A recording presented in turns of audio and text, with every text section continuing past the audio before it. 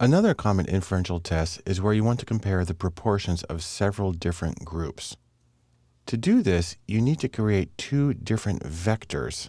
The first one has the total number of people in each group. So this would be same as the number of trials in a test. What I'm going to do right here is I'm going to create a vector called N5. That is for number of people in 5 groups. And I'm going to do it by using C, that's the concatenate function. And then I'm going to repeat 5 times 100. So it's going to be 100, 100, 100, 100.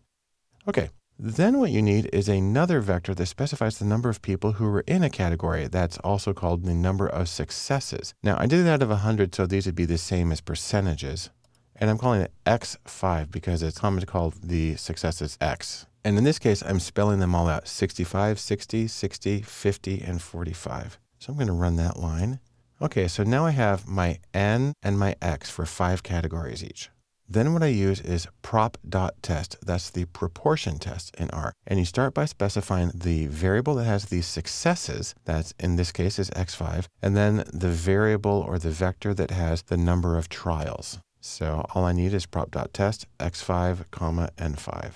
When I run that, here's what I get: a 5-sample test, because there's 5 different groups, for equality of proportions without continuity correction. The data, X5 out of N5, that tells the number of successes out of the total number of trials. X squared, or chi-squared, because we're using a chi-squared test here. Chi-squared is equal to 10.9578. And with 4 degrees of freedom, because that's based on the number of categories, I have a p-value of 0.027. And so the conventional cutoff is 0.05. We're below that. And the alternative hypothesis is 2-sided. And then we actually have the sample estimates, but those just match the numbers that I fed into it. But what you find is that there is, in fact, a statistically significant difference between these 5 groups. So they are not uniformly distributed. Interestingly, if you have only 2 groups, you can also get a confidence interval for the difference between the groups. And the default is 95% confidence interval. So let me show you how that works. Now I'm going to create just variables with 2 groups, N. So that's the total number of trials. In this case, I'm doing 40 both times. And then X2, that is going to be the number of successes in my 2 cases. And then I'm going to use a prop test. Again, I specify X2 for the number of successes, N2 for the number of trials, and then the confidence level I'm specifying as 80 in this case. So I'm going to run the 3 of those all together, highlight them, and press Command Return.